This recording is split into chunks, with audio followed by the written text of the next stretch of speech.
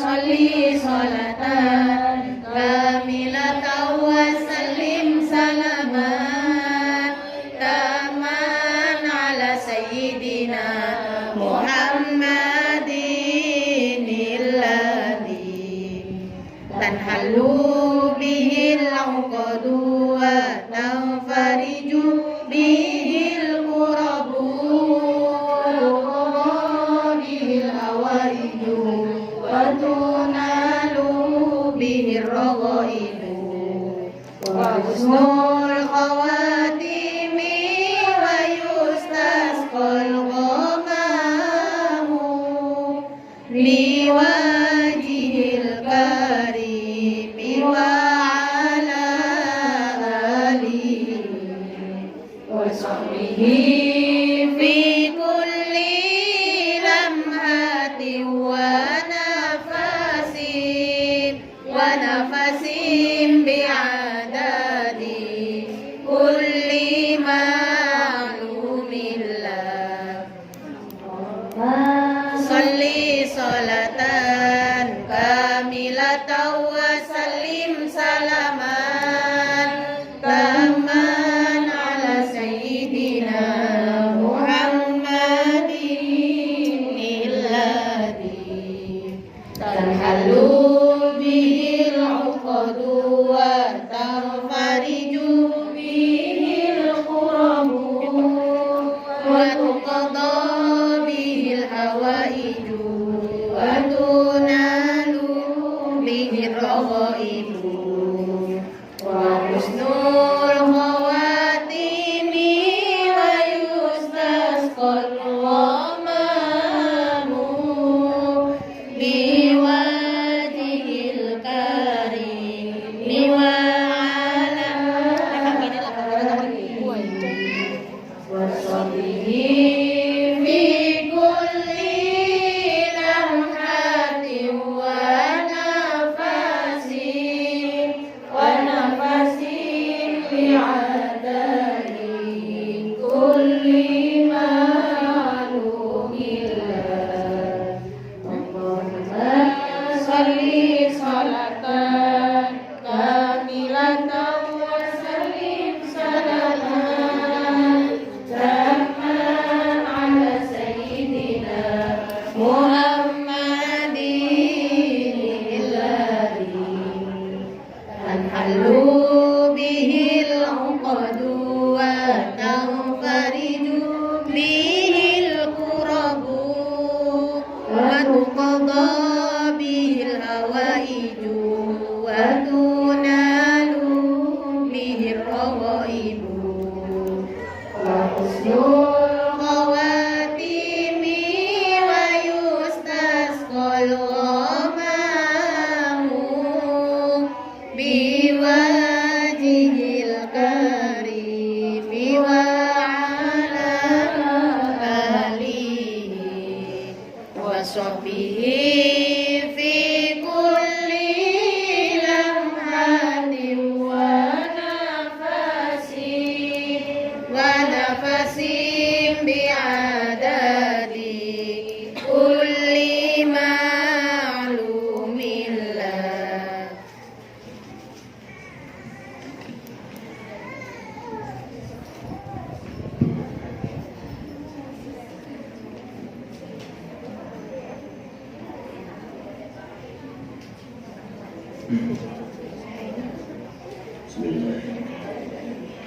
Assalamualaikum warahmatullahi wabarakatuh. Waalaikumsalam warahmatullahi wabarakatuh.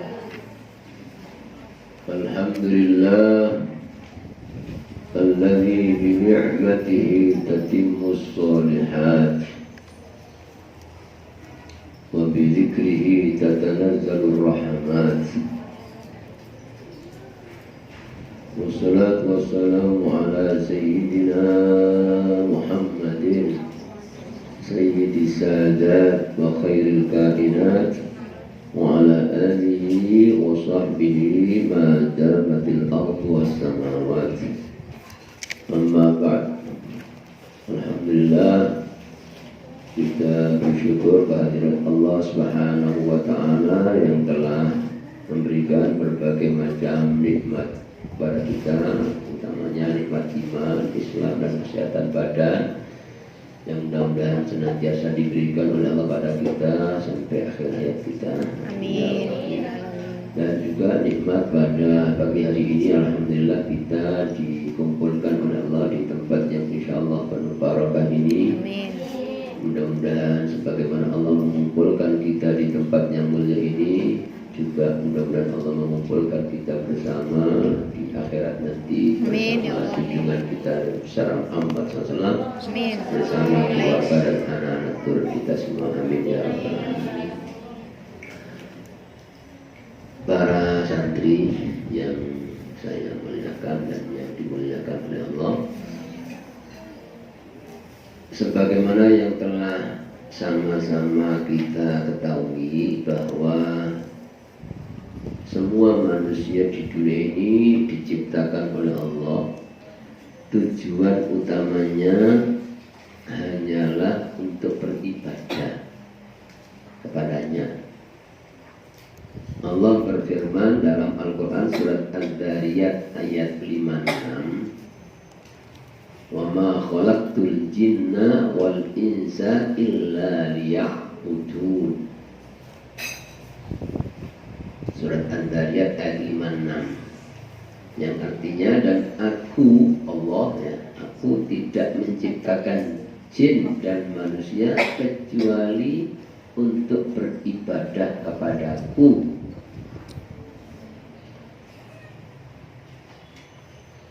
Makna ibadah itu berbeda pendapat para ulama. Yang pertama, menurut Al-Imam Mujahid, salah seorang ulama besar, mengatakan ya, menafsiri illa liya'buduni itu illa liya'rifuni. Jadi aku tidak menciptakan jin dan manusia kecuali untuk mengenal aku. Maka menurut ulama ya, sebagian besar ulama, orang itu baru dinamai ibadah, baru dianggap beribadah kalau mengenal Allah. Selama orang itu belum kenal siapa itu Allah, walaupun ibadah, maka masih belum dianggap beribadah. Maka mengenal Allah itu merupakan kewajiban yang pertama dan yang paling utama.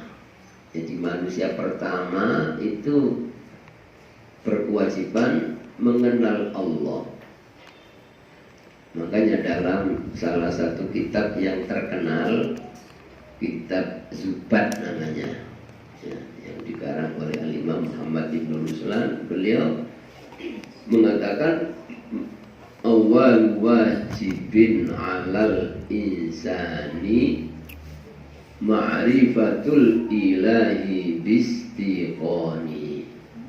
Awal wajibin, kewajiban pertama. Jadi kewajiban pertama alal insani, bagi manusia, adalah ma'rifatul ilahi, mengenal Allah. Mengenal Allah bistiqoni, dengan yakin.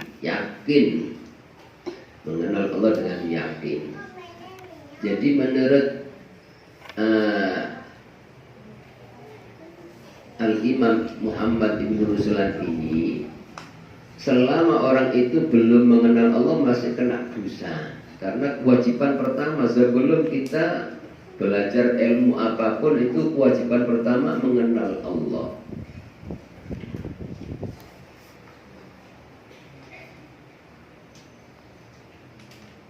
Maka ketika orang itu sudah mengenal siapa itu Allah, orang ini mendapatkan ilmu yang paling berharga. Nikmat yang paling besar itu adalah ya al-ma'rifatu billah, mengenal Allah. Oleh karena itu, salah seorang ulama besar yang sangat terkenal, Al-Imam Abdullah bin Alawi Al-Haddad, dalam menjelaskan makna doa yang biasa dibaca oleh semua orang Islam, yaitu Rabbana atina fid dunya hasanah wa fil akhirati hasanah wa qina adzabannar. Beliau itu membahas al-hasanah. Apa al-hasanah? Kebaikan di dunia itu ada 3 tingkatan. Kebaikan di akhirat pun juga ada 3 tingkatan. Jadi yang kita minta, ya Allah, berikanlah pada kami kebaikan di dunia dan kebaikan di akhirat. Itu isinya al-hasanah di dunia ada 3 macam, 3 tingkatan, dan di akhirat juga demikian. Al-hasanah di dunia yang pertama, yang paling rendah, yaitu orang ya diberi kesehatan, bisa menikmati segala kenikmatan jasmani, makan nikmat, tidur nikmat, ya, itu adalah al-hasanah fid dunya. Al-hasanah fid dunya. Kemudian yang lebih tinggi dari itu, kebaikan di dunia itu ketika kita berkumpul dengan orang-orang soleh, ketika kita hadir di majelis ilmu, majelis ya, zikir, ketika orang itu merasakan nikmat, ya, ketika berkumpul dengan orang-orang soleh, ketika menambah ilmu, mendapatkan ilmu itu rasanya nikmat, ya, maka kenikmatan seperti itu nilainya adalah ya lebih tinggi kebaikannya daripada kebaikan yang bersifat jasmani tadi. Sebab kalau makan, minum, ya, bersenang-senang apapun yang sifatnya jasmani ada batasnya. Ketika mati orang sudah hilang. Kadang-kadang belum mati sudah berpisah dari kenikmatan jasmani. Tapi kalau nikmatnya ya, ruhani, seperti nikmatnya orang berzikir, orang belajar ilmu, rasa nikmatnya, ketemu orang soleh, itu nikmat. Itu nikmat ini nikmat akan abadi gitu. Sampai kapanpun tetap, sebab ini nikmat rohani, ya. Sedangkan roh itu tidak pernah mati, ya. Yang mati itu hanya jasmani, tapi roh itu tetap hidup, hanya dipisah. Tapi ketika orang itu masuk di kuburan, roh itu dikembalikan ke jasad, ya. Maka ketika orang berada di alam kubur itu tidak berguna jasmani ini, tidak butuh makan minum, tidak butuh cahaya lampu seperti di dunia, tidak butuh udara, tapi roh itu yang berfungsi. Roh itu tidak butuh ya makanan jasmani, tidak butuh cahaya goir ini, tapi cahaya iman, cahaya amal soleh, ya, itu tetap walaupun di alam kuburnya. Jadi makanya nikmat yang bersifat rohani itu lebih sempurna dan lebih tinggi daripada nikmat jasmani. Itu hasanah di dunia yang kedua, yang lebih tinggi daripada yang pertama tadi adalah kenikmatan atau kebaikan yang bersifat rohani. Nah, terus kata beliau, hasanah yang ketiga yang menjadi puncaknya kebaikan adalah al-ma'rifatu billah, mengenal Allah. Ya, ketika orang itu kenal Allah, itu puncaknya kenikmatan. Ya. Hasanah di akhirat pun juga ada 3 tingkatan. Jadi ketika kita minta wafil akhirati hasanah, itu hasanah yang pertama orang bisa menikmati ya berbagai macam hidangan-hidangan di surga, bersenang-senang dengan bidadari, bersenang-senang dengan mungkin suami istri yang sama mukmin itu suami istri yang sama-sama mukminah itu lebih sempurna daripada bidadari. Itu hasanah, tidak pernah ya tidak ada nikmat, setiap detik bertambah nikmat. Tapi ini masih tingkatannya hasanah di akhirat yang paling rendah. Ada tingkatan hasanah di akhirat yang lebih tinggi dari itu adalah bertemu dengan orang-orang soleh. Itu nikmatnya, kebaikannya lebih daripada bersenang-senang menikmati hidangan, ribuan macam hidangan setiap saat. Walaupun bersenang-senang dengan bidadari, dengan apa, itu masih lebih sempurna nikmatnya ketika ketemu orang-orang soleh. Apalagi ketemu manusia yang paling soleh di dunia, yaitu Nabi kita Muhammad SAW. Itu lebih tinggi ya. Oleh karena itu orang-orang soleh itu dalam beribadah apapun yang dituju bukan surganya, tapi kepingin ya, bertemu, dikumpulkan dengan orang-orang soleh dan kepingin bertemu dengan Nabi Muhammad SAW, bukan surganya. Sebab ya, ketemu Nabi lebih tinggi daripada surga. Ketika orang itu bisa bertemu Nabi, melihat Nabi, itu surga kecil, tidak ada artinya. Itu seperti yang disebutkan dalam kubaan syair Imam Habib Ali Al-Habsyi, pengarang kitab Simtud Duror itu, bi jannatin ma syaqani min wasfiha illa li kaunil hibbi fiha khayyama. Di surga ya, yang begitu disebutkan surga itu indahnya loh. Saya tidak rindu ya masuk surga bukan karena surganya yang begitu indah, bukan, tapi karena saya kepingin masuk surga itu karena kekasihku yaitu Nabi Muhammad SAW ada di surga. Saya kepingin ketemu Nabi, kepingin berkumpul dengan Nabi, itu lebih tinggi daripada surga dan jutaan macam kenikmatan di surga. Itu hasanah fil akhirah. Fil akhirati hasanah itu yang paling rendah ya, menikmati segala macam hidangan di surga, bersenang-senang dengan apa yang sifatnya jasmani. Terus yang kedua adalah apa? Bertemu dengan orang-orang soleh, terutama ketemu dengan Nabi Muhammad SAW.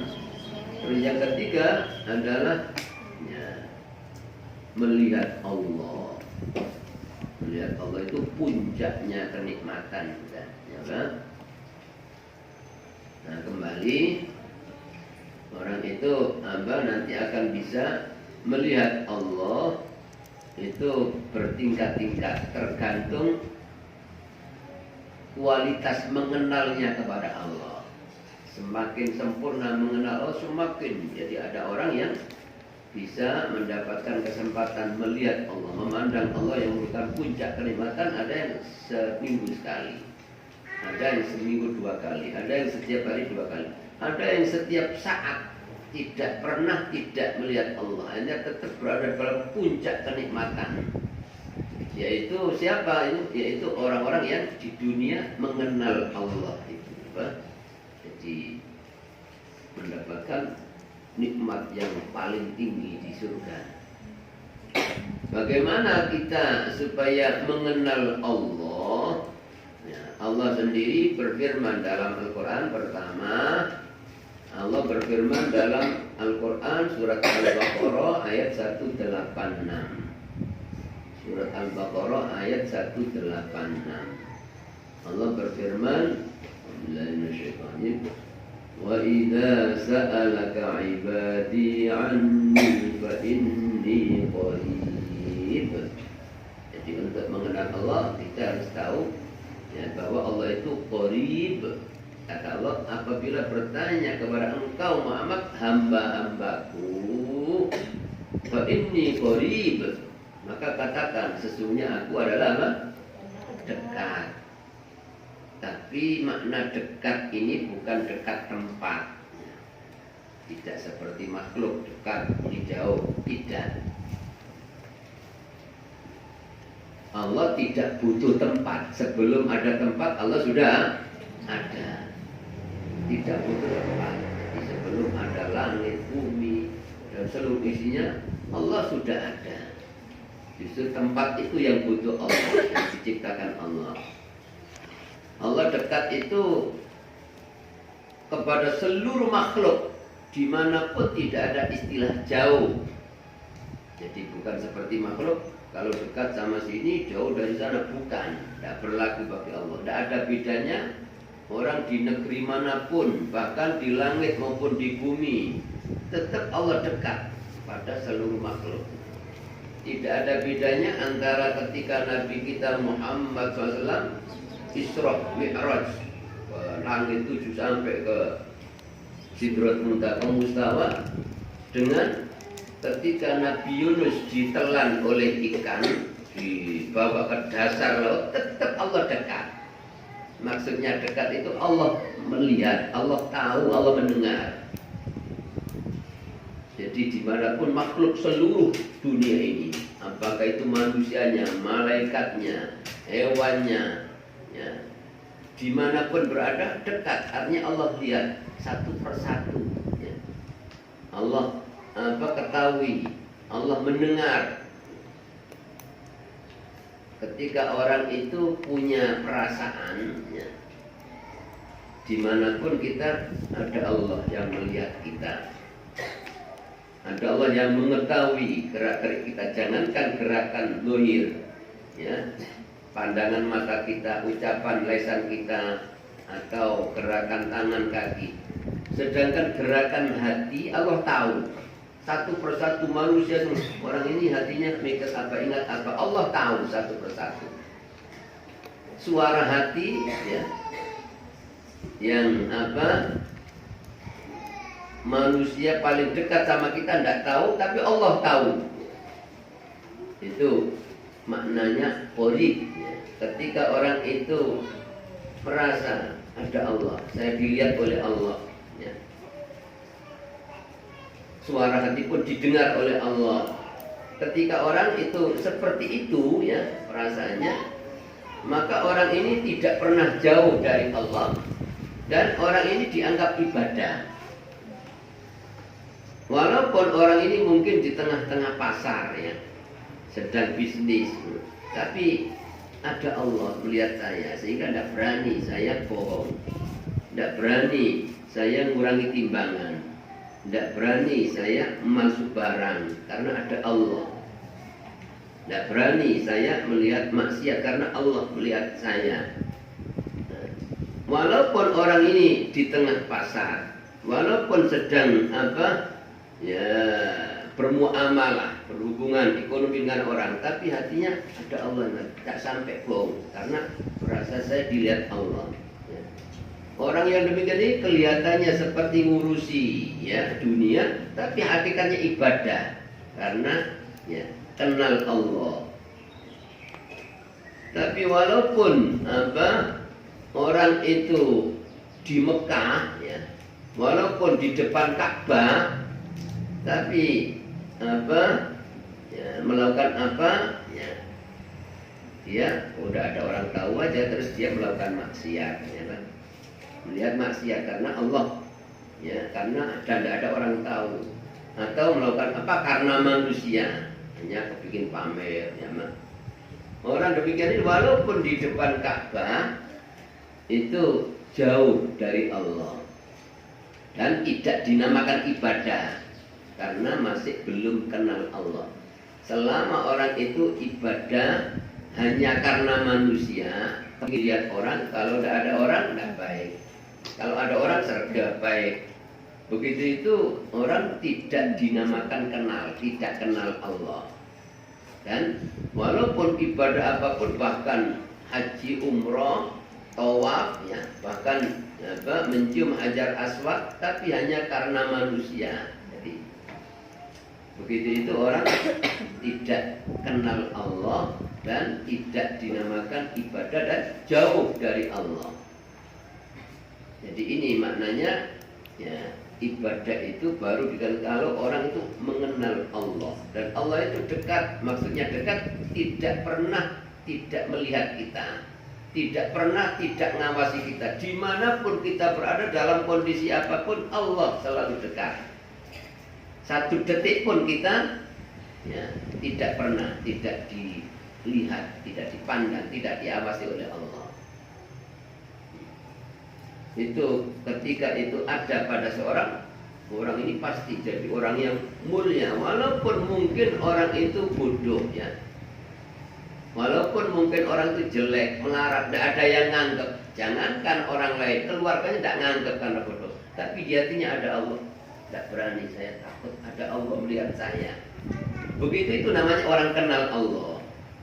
Walaupun orang ilmunya banyak, sekolah paling tinggi, titelnya ngerentet ya, bahkan selalu ranking, bahkan hafal seluruh ilmu, tapi kalau sendirian ya maksiat, tidak baik. Kalau ada orang, nah ini ada orang, saya harus ini baik ya. Begitu itu orang sama sekali dikatakan bodoh. Dalam bahasa Arab jahil ya. Kalau dalam bahasa dulu jahiliyah. Walaupun dia sekolah paling tinggi, hafal segala ilmu, tapi kalau sendirian masih maksiat, mandeki kalau wong ruwai ya.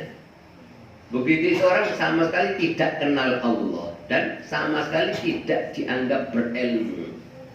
Jangan dikira orang-orang Arab jahiliyah itu dikatakan bodoh dan pinter ya.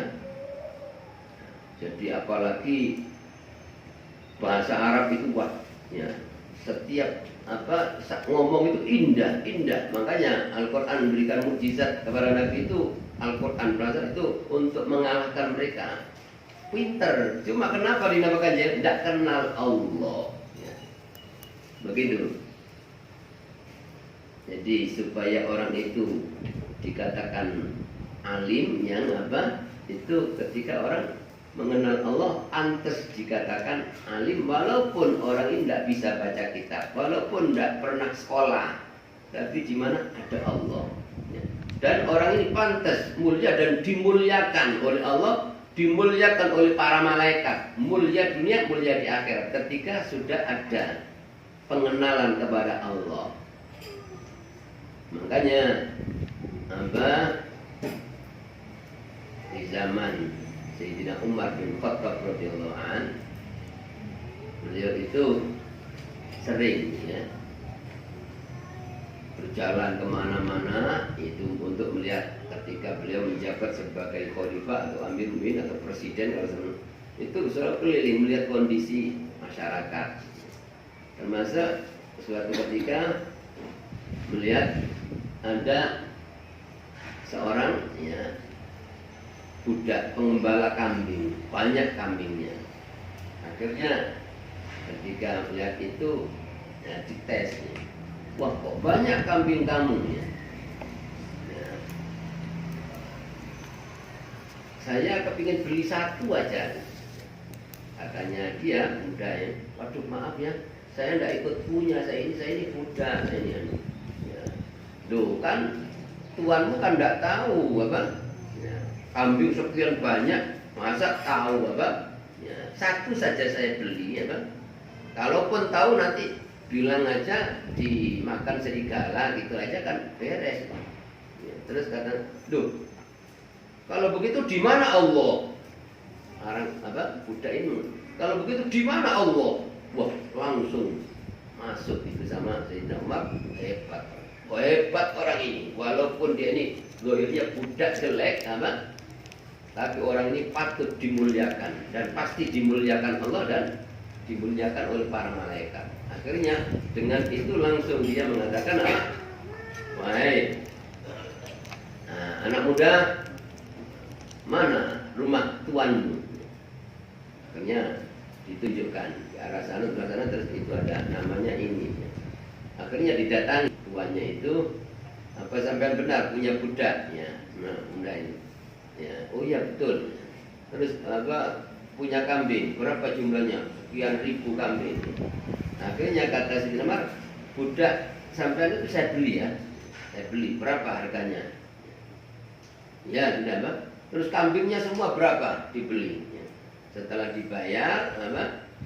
Terus datang kepada budak itu, wahai apa? Anak muda, sekarang Anda sudah saya beli, ya, Pak? Ya, dari tuanmu resmi dan ini bukti, ya, Pak? Saya sudah membeli dan sekarang kamu menjadi milik saya, budak saya, dan kambing ini menjadi milik saya. Nah, sekarang ya kamu saya merdekakan.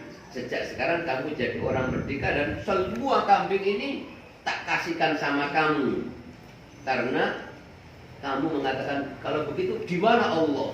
Di hatimu ada Allah. Itu yang saya hargai. Ya, jadi seperti itu. Kelihatannya budak, apa, hina, tapi Sayyidina Umar memuliakan seperti itu ya. Jadi bukan karena kepintarannya, kehebatannya, terkenalnya, bukan, tapi karena di hatinya ada Allah. Aku ditelur Allah itu sampai, ya Pak, ya melakukan apa-apa yang ya tidak diridhoi oleh Allah. Ya. Begitu.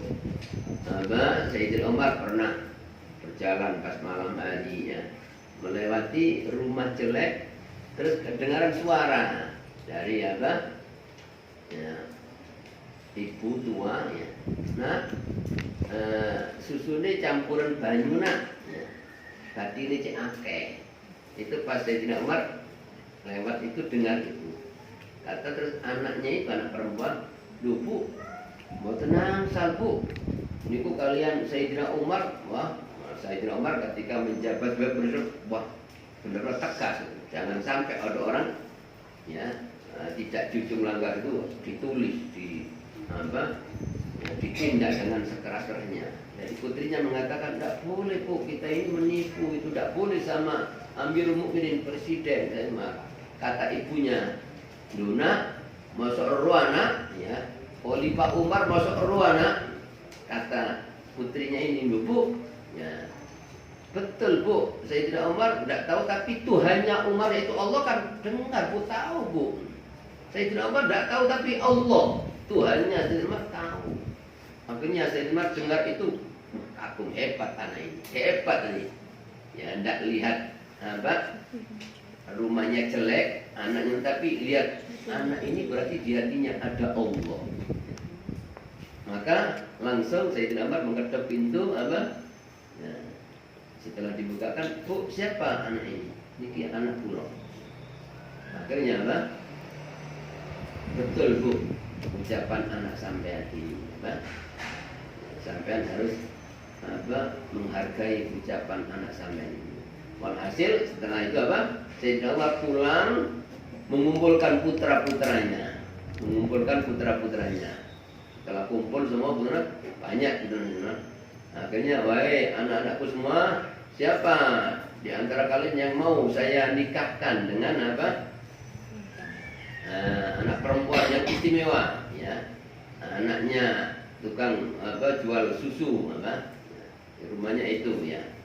Semua diam, tidak ada yang anu. Akhirnya Sayyidina Umar, demi Allah, kalau kalian tidak ada yang mau menikahi, tak nikahi sendiri, tak kawin sendiri. Sayyidina Umar bukan melihat itu apa cantiknya, bukan melihat kaya, bukan, tidak, tapi jujurnya itu yang ya, karena di hatinya ada Allah. Ya, itu yang mahal harganya itu. Akhirnya apa? Salah satu putranya Sayyidina Umar namanya Asim bin Umar apa? Saya Pak, ya, saya. Akhirnya ya tak pakai lihat ya apa itu rupanya repeto itu mang terus ya apa ndak ya. Yang penting apa?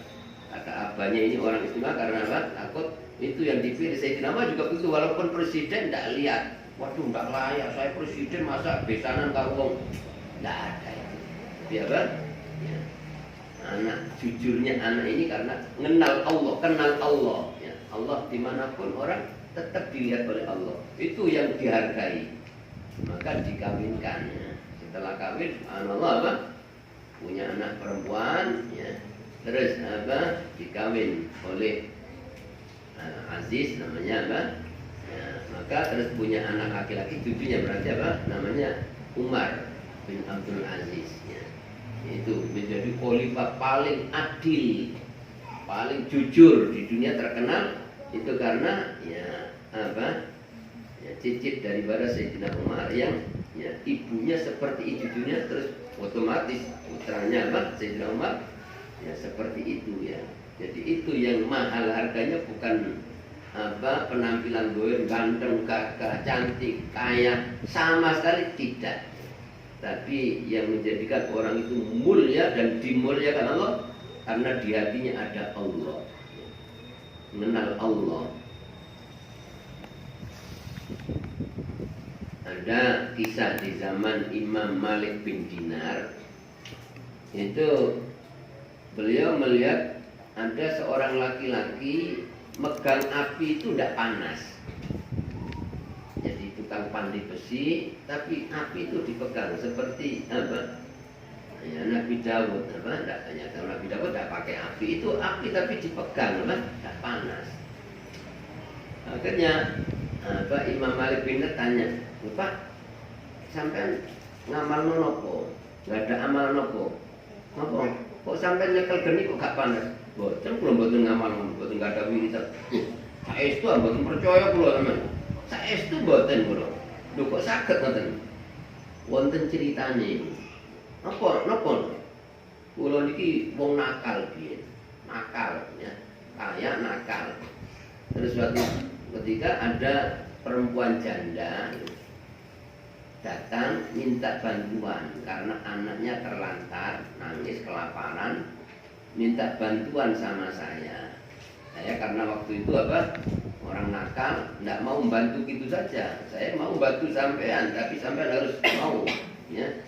Saya ajak berzina sama saya. Akhirnya si perempuan ini takut apa? Tidak, ya. Maksudnya pulang, buatan pantun, ya. Terus pulang, ya. Setelah pulang, tidak ada yang ngasih bantuan lagi, anaknya terlantar sampai ya sudah hampir mati, tidak ada yang dimakan. Akhirnya datang lagi apa kepada orang tadi itu karena mungkin tidak ada orang lain yang ya bisa yang apa kaya. Setelah datang lagi menyerah, dia sudah terserah sampean. Yang penting anak saya bagaimana supaya makan ya, nah, karena sudah kelaparan. Akhirnya ya, diajak ke rumahnya, masuknya, terus rumahnya dikunci, diajak ke kamar, rumahnya dikunci. Terus ketika mau si laki-laki mau berbuat ya sesuatu yang tidak diridhoi Allah, itu si perempuan mengatakan, Pak, ya kula purun sampean berbuat napa teng kula, tapi tolong pintu-pintu jendela semua sampean kunci. Kata si laki, sudah wis tak kunci kabeh, mboten sik wonten iki. Selama ada pintu atau jendela yang buka, ada pintu yang buka, saya tidak mau. Tolong sampean tutup kabeh, lawang-lawang. Lho wis tak kunci kabeh, ini wis tak kunci kabeh. Mboten sik wonten satu pintu yang ya belum dikunci. Endi lawang di? Lawangi Allah. Perempuan itu dia tinggal, aku ditolong Allah. Itu lawangi Allah, langsung laki-laki itu langsung lemes ya. Langsung nangis apa? Terus dia menyatakan tobat, minta maaf pada si perempuan itu, terus ngasih ya, hadiah yang banyak ya, ya tidak jadi berbuat itu, minta maaf, dan dia jadi sadar gitu. Jadi karena kelihatannya orang perempuan mungkin bodoh, tapi dia itu bisa menjadikan orang yang jahat tadi apa?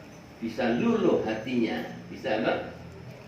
Karena ucapan apa? Sekata mungkin apa?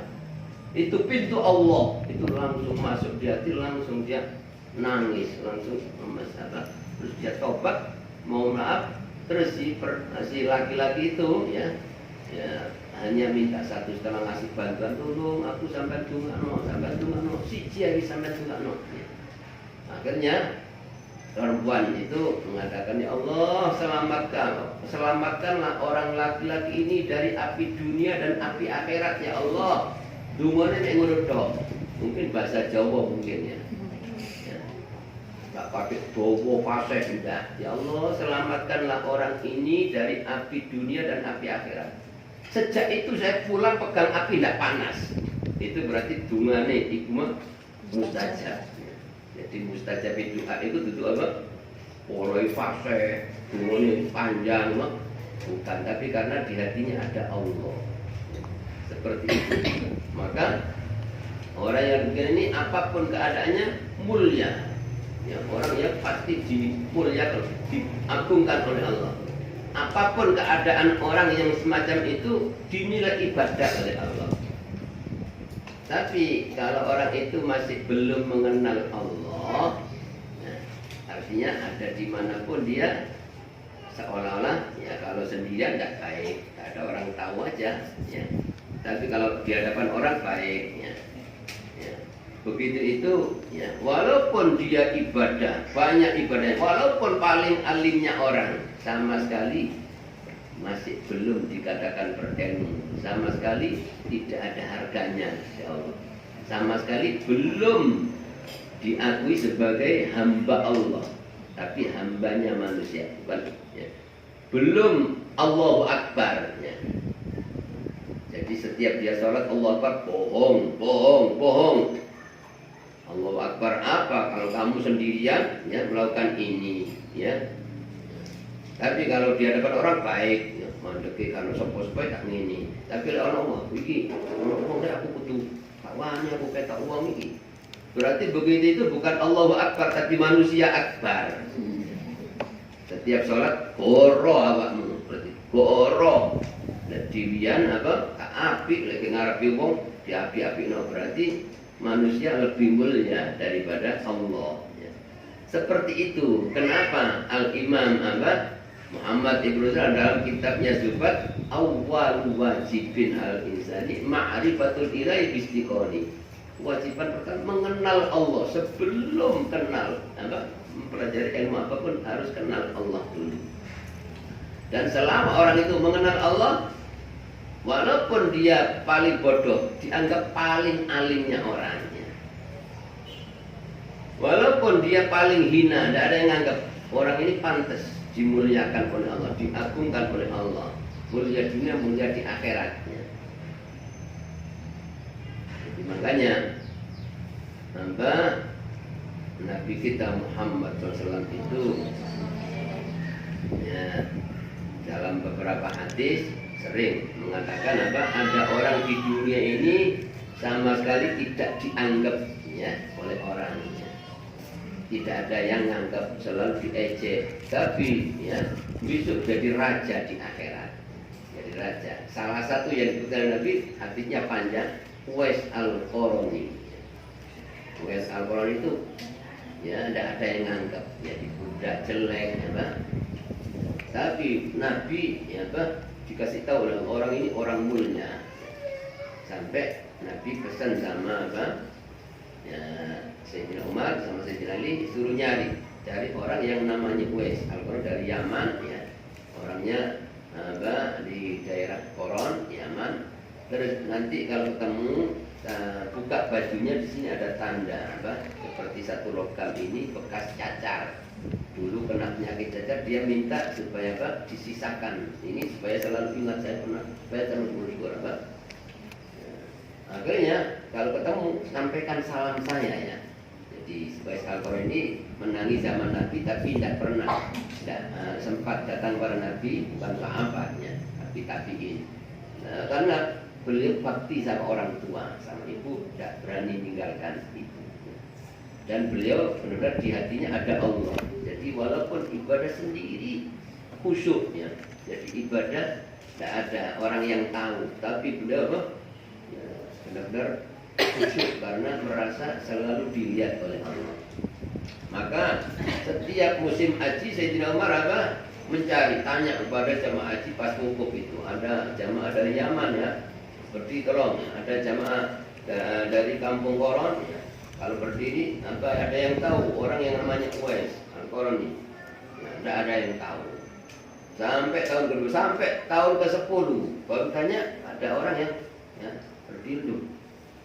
Di kampung saya seperti ada orang Muslim, tapi masa saya kok sampean presiden sampai tanya apa? Nah, apa? Sampai tanya seperti itu, orang kampung tangganya tidak nganggap, dia pengembalaannya pekerjaannya gembala kambing, ya, gembala unta, ya, buruh, tidak ada yang nganggap, bahkan dianggap orang gila, orang tidak waras. Katanya, coba sih mana sekarang? Di mana? Oh, di sana itu dia gembala unta, buruh, apa? Akhirnya ketika ditemui, apa? Nah, ditanya. Orang begitu itu sama sekali tidak mau menunjukkan apa. Ketika ditanya siapa nama saya Abdullah.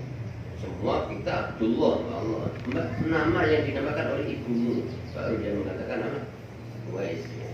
Dan orang siapa nama ayahmu begitu terus sampai setelah betul. Nah, saya minta maaf ya, saya kepingin lihat apa punggung sampean. Saya ya, setelah dilihat ada tanda langsung apa. Maaf ya, saya tanya seperti ini. Saya ini karena saya dipesan oleh Nabi Muhammad SAW, disuruh nyari orang seperti sampean. Sudah setiap tahun saya cari, ya, sampai ini tahun ke-10. Kalau ketemu, maka alhamdulillah saya ketemu dengan sampean. Saya menyampaikan salamnya Nabi kepada sampean dan Nabi mohon supaya sampean mendoakan untuk umat Nabi. Itu padahal orang ini seperti itu. Jadi di dunia ya tidak dianggap sama sekali ya. Ya, tapi besok di akhirat jadi raja, paling mulia. Nah, begitu. Maka ya, sering Nabi Muhammad SAW itu ya mengajarkan kita ya. Pada waktu dulu ada orang namanya Rabi'ah bin Ka'ab al-Aslami, suatu saat ingin diajari oleh Nabi ya, ada orang gagah berjalan naik kuda. Kalau zaman dulu ya, kendaraan itu kudanya itu kendaraan mewah ya. Orangnya gagah, pakainya luar biasa ganteng ya. Akhirnya wahai sahabat Ka'ab, katanya Rabi'ah, bagaimana pandanganmu terhadap orang seperti ini? Wah, Nabi kalau orang seperti itu pasti ya, kalau ada undangan pasti ya, disuruh duduk paling depan. Lihat gantengnya, penampilan seperti itu kendaraannya. Kalau datang pasti semua orang nyucuk tangannya, menyambutnya. Bahkan mungkin digarap terbang ya. Orang hebat Nabi ya. Kata Nabi, oh iya, gitu aja Nabi. Terus setelah itu ada orang yang pakaiannya jelek, badannya jelek, urus ya, naik kendaraan jalan kaki. Terus kata yang tadi itu katanya kata si Rabi'ah, kalau ini kalau ada acara pasti di orang ya, kalau datang di dalam acara semua orang menyambutnya, nyucuk tangannya, bahkan disuruh duduk paling depan. Kalau dia ngomong semua orang perhatikan karena begitu namanya. Kalau dia minta anaknya orang pasti langsung diterima. Ya, terus setelah beberapa saat kemudian ada orang yang jelek ya. Terus pakaiannya compang-camping jalan ya. Terus kata Nabi, ya, sekarang bagaimana pandanganmu terhadap orang yang seperti ini? Waduh, Pak. Kalau orang seperti ini kalau ada acara diundang tidak akan ada yang ya, ngajak salaman, apalagi nyucuk tangannya, tidak ada yang menghiraukan. Kalau dia ngomong, tidak ada yang ngerekan gitu. Kalau minta anaknya tidak ada yang mau nerima. Lihat modelnya itu jelek, kata Nabi, ya, wahai sahabat Rabi'ah, sak dunia ini diisi dengan orang yang bakar seperti tadi. Sak dunia dibandingkan orang satu ini masih lebih bobot orang satu ini. Artinya ya, seluruh dunia orang seperti tadi yang pertama tidak ada harganya sama sekali ya. Masih lebih berbobot orang satu yang jelek ini. Itu menunjukkan bahwa baik orang mulia itu bukan karena penampilan baik, tapi apa yang ada di hatinya. Maka Nabi dalam hadis pernah mengisahkan ada orang yang bisa bicara pada saat bayi itu ya. Ada 5 bagian jelas, ada 5. Nah, di antaranya Nabi Yusuf, bayi saksinya Yusuf, bayinya saksinya Ture, bayinya Nabi Isa. Ya, termasuk dulu ada penguasa zalim kafir yang menyiksa termasuk ini ada penguasa yang kafir zalim, setiap ada orang Islam harus dihukum, disuruh masuk di api ya. Maka ya, ibu ya, semua orang masuk karena tidak takut, karena saking kuatnya. Termasuk ada ibu yang bawa tadi melihat anaknya tidak tega, akhirnya anaknya ngomong, jangan takut bu, ya, api tidak panas, langsung masuk. Termasuk diantaranya ya, dalam kisah itu ada ibu gendong anak, ya. Terus ada orang ganteng gagah naik kuda, luar biasa menarik. Akhirnya ibu itu ngomong, ya Allah, jadikanlah anak saya ini seperti orang itu ya Allah. Dengan izin Allah bayi ngomong, ya Allah pun sampai kula dadi tiyang niku ya Allah. Jangan kau jadikan seperti orang. Ibunya kaget tuh. Saya kepingin seperti itu kok anaknya apa? Akhirnya ada orang ya di pasar dipukuli ya, pukuli orang, dicaci maki, dipukuli. Ibunya ya melihat itu akhirnya dungo orang Allah, ya Allah pun sampai anakku lo dadi koyo tiyang niku ya Allah. Bayinya ngomong, ya Allah jadikan saya seperti orang itu ya Allah. Seperti itu ya. Ini pelajaran bahwa orang mulia itu bukan karena ya karena ilmunya hebat, karena bukan tapi karena apa yang ada di hati. Karena Nabi itu bersabda, bertanya, ditanya oleh sahabat, ya Rasulullah, man afdhalun nas, wahai Rasulullah, siapa yang paling mulia itu? Manusia yang paling mulia. Beliau menjawab, al-aqil, orang yang berakal. Terus man a'badun nas, siapa manusia yang paling ahli ibadah itu wahai Nabi? Beliau tetap menjawab al-aqil, orang yang berakal. Terus yang ketiga, man a'lamun nas, siapa manusia yang paling alim itu kata Nabi? Beliau mengatakan ya, al-aqil. Sahabat rupanya tidak puas. Ditanya siapa yang paling mulia, al-aqil. Siapa yang paling ahli ibadah, al-aqil. Siapa yang paling alim, al-aqil. Terus kata sahabat, bukan Nabi, yang sing berakal itu kan orang yang cerdas, orang yang pintar ngomong, fasih, orang bisa, ya, itu kan orang akil. Kata Nabi, wa in kullu dzalika lamma mata'ul adna, itu semua dulinan dunia, hanya kesenangan dunia.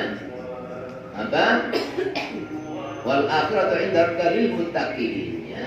Kemuliaan akhirat itu hanya bagi orang yang takwa, takut pada Allah. Al-aqil al-muttaqi wa in kana khosisan dalilan. Orang yang berakal, yang pantas dianggap paling alimnya orang, pantas dianggap paling mulianya orang, pantas dianggap paling alimnya adalah al-muttaqi, orang takut pada Allah. Karena ada Allah, saya tidak berani, saya ada Allah. Itu ya. Wa in kana khosisan dalilan, walaupun dia orang hina, tidak ada yang anggap melarat, jelek, tapi dia takut karena ada Allah, kenal Allah. Orang ini yang pantas dikatakan paling alimnya orang, kata Nabi. Paling ahli ibadahnya orang dan paling paling alimnya orang, paling ahli ibadah dan paling mulianya orang. Ya itu. Jadi ini semua menunjukkan bahwa yang dikatakan oleh Imam Mujahid, makna ibadah itu mengenal Allah. Juga kata Al-Imam Muhammad Ibn Islam kitab pertama buat mengenal itu betul gitu. Dan sesuatu yang paling berharga di dunia adalah mengenal Allah. Orang aku jadi didelok Allah. Itu salah satu ya. Mengenal Allah itu orang selalu merasa dekat. Ya, dimanapun merasa dilihat oleh Allah. Dalam ayat lain bukan pakai qad tapi aqrab. Surat Qaf ayat 16. Lihat surat Qaf ayat 16, Allah berfirman, Billahi minasyaitonir rajim. ولقد خلقنا الإنسان ونعلم ما توسوس به نفسه ونحن أقرب إليه من حبل الوريد. Dan sungguh benar-benar kami menciptakan manusia dan kami mengetahui apa yang dibisikkan oleh hati. Jadi hati suara apa, perintah apa, Allah tahu, Allah dengar. Wa nahnu aqrabu ilaihi min hablil warid, kata Allah, dan kami Allah lebih dekat kepada manusia daripada urat lehernya. Jadi urat leher kan paling dekat dengan manusia, tapi Allah lebih dari itu. Bukan berarti Allah itu di sini, bukan gitu loh, Pak. Allah tidak bertempat, cuma Allah itu selalu mengetahui kita. Orang yang paling dekat dengan kita mungkin suami istri ya, atau orang tua sama anak, tidur berdampingan ya, sebadan istilahnya. Itu saja tidak tahu apa isinya hati pasangan hidupnya. Jadi suara hatinya suaminya atau istrinya apa tidak tahu, tapi Allah apa? Tahu. Begitu namanya akrab. Ya, Allah itu lebih dekat daripada manusia, makhluk yang paling dekat. Makanya Al-Imam Ghazali dalam kitab Bidayah ketika membahas tentang adab suhbah, adab persahabatan, beliau pertama mengatakan, ketahuilah bahwa sahabatmu yang tidak pernah jauh dari kamu, yang selalu melihat kamu, yang selalu mengawasi kamu, yang selalu menjaga kamu adalah Allah. Ya. Jadi sahabat yang sebenarnya yang tidak pernah pisah, ya, satu detik pun kita tidak pernah jauh dari, tidak pernah tidak dilihat Allah satu detik pun, ya, itu adalah Allah. Jadi bukan orang tua, bukan suami, bukan istri, bukan anak, bukan kawan, sahabat ya, tapi Allah. Jadi orang harus merasa punya sahabat Allah setiap saat dimanapun berada. Itu yang dinamakan apa? Ya, mengenal Allah itu ini salah satu ya. Ya, untuk mengenal Allah, makna mengenal Allah itu kita harus kenal bahwa Allah itu Qorib. Ya, Qorib salah satu Asmaul Husna, Qorib. Ya. Tapi nanti banyak untuk mengenal Allah itu ya apa? Ini salah satu ya, salah satu orang kalau selalu merasa dilihat Allah, ada Allah yang dilihat Allah, itu berarti orang ini sudah mulai kenal Allah dan pasti akan menjadi mulia walaupun orang ini jelek, melarat, bodoh, selama mengenal Allah pasti mulia. Ya, itu barangkali yang bisa kami sampaikan dalam kesempatan ini. Mudah-mudahan yang sedikit ini dapat meningkatkan ya keimanan kita dan ketakwaan kita kepada Allah Taala, menjadikan kita semua digolongkan dengan orang-orang yang mengenal Allah, dan kita insya Allah termasuk orang-orang yang dimuliakan oleh Allah di dunia dan di akhirat.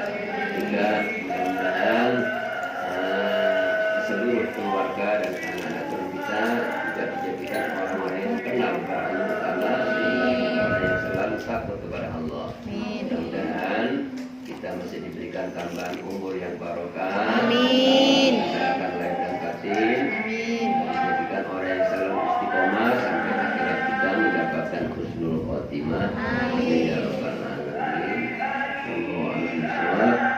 Wassalamualaikum warahmatullahi wabarakatuh. Waalaikumsalam.